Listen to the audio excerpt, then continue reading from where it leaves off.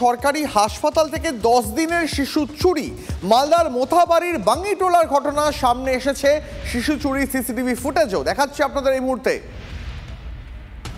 আমাদের প্রতিনিধি সুব্রতোষ রয়েছেন আমাদের সঙ্গে, আরো বিস্তারিত এই বিষয়ে জানাবেন। সুব্রতোষ, কিভাবে সরকারি হাসপাতাল থেকে 10 দিনের শিশু চুরি হয়ে গেল আর কেউ টের পেলেন না?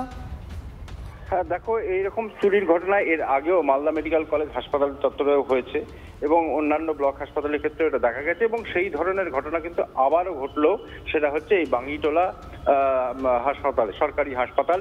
এবং এই হাসপাতালে গত 10 দিন আগে সেখানে গৃহবধূ, তার বাড়ি হচ্ছে পঞ্চানন্দপুরের সুলতানটোলা গ্রামে, এবং সেই গৃহবধূ এবং একটি সন্তান জন্ম দেন।